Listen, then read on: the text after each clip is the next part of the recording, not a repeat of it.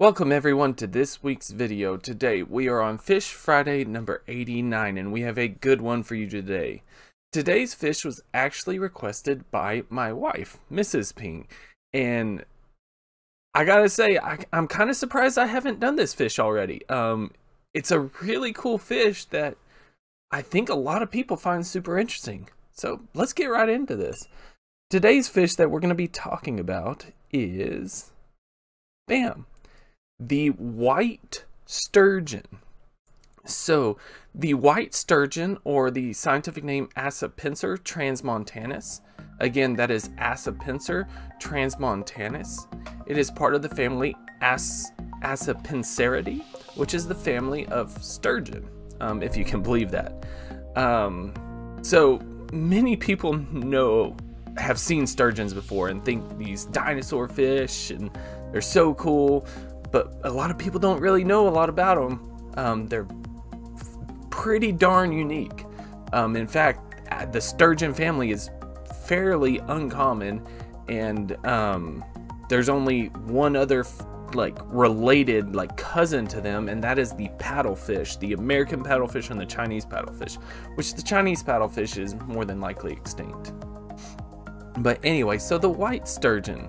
The white sturgeon can be found all up and down the western coast of North America. So northern Mexico to the Aleutian Islands of Alaska. That's a pretty far range. Very, very, very far range.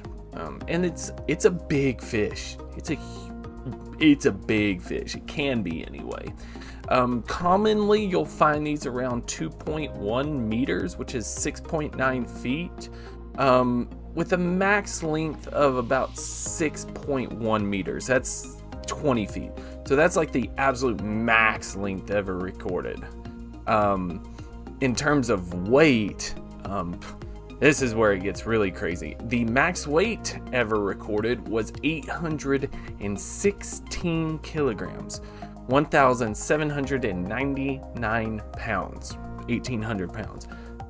These fish are extremely thick-bodied and very heavy, super dense muscle, and just large. Think about it, a 20-foot fish, that's pretty dang large. Now, those stats, the max length, the max weight, those stats make the white sturgeon the largest freshwater fish in North America. Just a little interesting tidbit for you. But it's also one of the oldest fish in the world. It was estimated that maximum weight fish, that 816 kilograms, the 1,800 pounds, it was estimated that fish was around 104 years old. So they can live a very, very long time. In fact, they don't even reach sexual maturity until after 15 years of age. So they cannot not even start reproducing until after 15 years. And that's an important thing to remember right there. By the way, just so you know, these are not anywhere close to the biggest sturgeon in the world. The beluga sturgeon actually is the largest sturgeon in the world by far. The beluga sturgeon, scientific name Huso.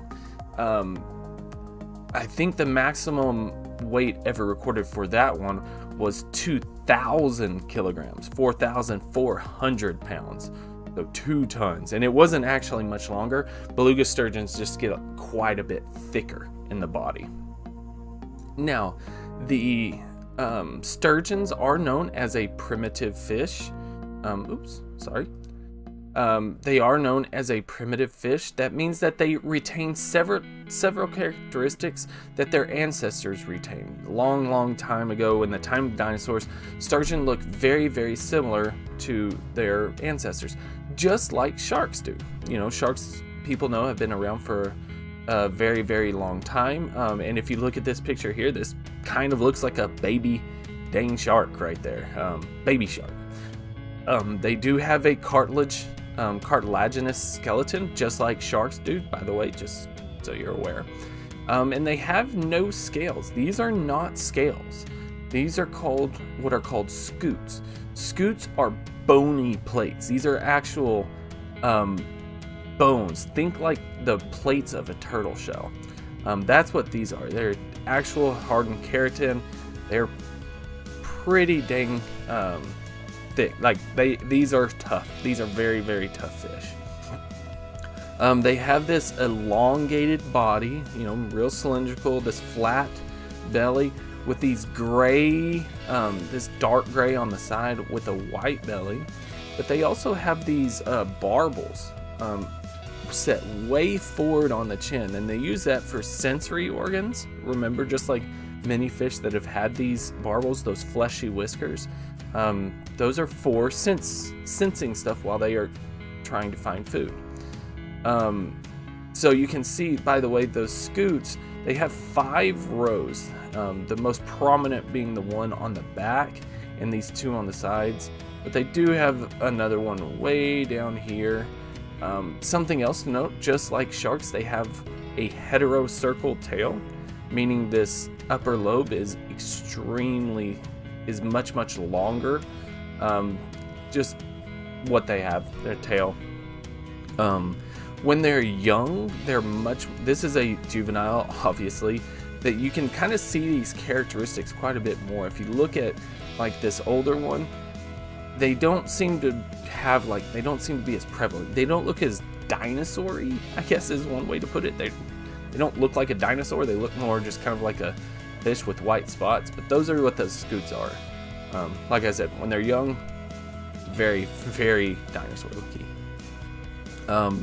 In terms of what they eat, you know, talking about these barbels, remember they're using those barbels, and that's because when they're young, by the way, I should also mention the flattened rostrum, the flattened nose. I don't know if I mentioned that, but that rostrum is pretty key. I should mention that what they eat, in terms of what they eat, juveniles less than 600 millimeters, which is about 2 feet in total length, are known to feed on little like aquatic insects, amphipods, mysids, isopods, just, you know, basically all the insects on the ground, on the bottom of the ocean or the rivers, as well as the eggs and fry of other fish. So they'll eat, if they find another species, if they find other fish eggs, they will eat those as well.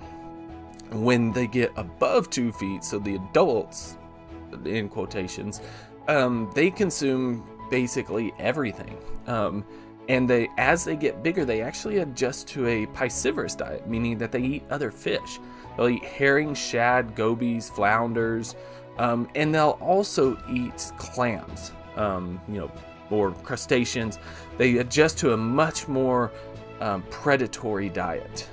In fact, the sturgeon is one of the few that will actively go after fish. And what they do is their mouth actually projects from their jaw to suck up those things. So that's how they can actually catch these fish, even though these are not very fast moving fish. They are not. But they can be. It can be. Many times people fishing have seen these jump out of the water and make a big splash, and they're not entirely sure why. They just jump. There's all these sorts of theories. One of my favorites is they just do it because it's fun. No one's actually sure why this white sturgeon will jump out of the water, but it actually has caused some problems. You think about this. This is a tank. This is a bone-covered 1,000-pound fish jumping out of the water. Well, unfortunately, there was a small girl who in 2015, I believe, she was fatally injured by a sturgeon jumping out of the water, and the boat just happened to be at that time, sadly so. But apparently, because of how they fall and jump, you can hear their splash from up to like a mile away. It's insane. Something else that you should notice is I said freshwater fish, and in fact it's been in a River Monsters episode, Jeremy Wade, who is known to go after freshwater fish monsters. if you have been following the channel for a while, you'd know that odd number videos are for saltwater fish. So why are we talking about the largest freshwater fish in North America or something that Jeremy weighed? Well, that is because these are anadromous fish. Think like the salmon. They spend most of their time in salt water, in the ocean, in the sea, in the estuaries, and then they migrate upstream to spawn. So that's why we're talking about this fish. On top of that, the fact that the wife wanted to learn about this fish, so gotta keep the wife happy. But they actually do spend most of their time in saltwater. But unfortunately, that migration is actually why most sturgeons, and almost all sturgeons, are anadromous. That's why most sturgeons are actually in trouble. Historically, the white sturgeon was a trash fish. No one cared about sturgeon, and they were killed in thousands upon thousands. They were killed, and then they became known for what you might know the beluga sturgeon for: caviar. Caviar is a big industry, and a white sturgeon can produce a lot of caviar.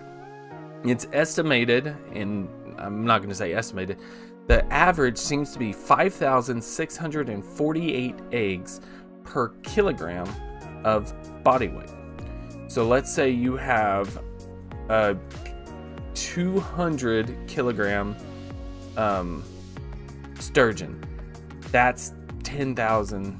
No, that's 56,000? 564,000. Sorry, eggs. That's a lot of caviar. So that led to more overfishing when people started being able to sell the caviar. That combined with something that we talked about in the salmon episode, construction of dams.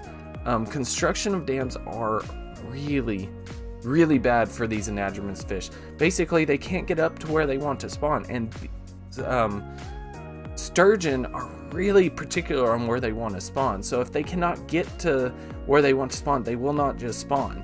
And they don't have a lot of options. Remember how I said that they don't even reach sexual maturity until after 15 years of age? Well, they get to approximately the size at about 14 years. So it's a very slow recruitment rate.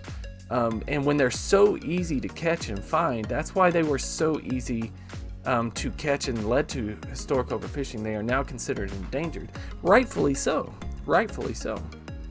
But caviar is just a booming industry and so detrimental because there is no way to get caviar without killing the fish.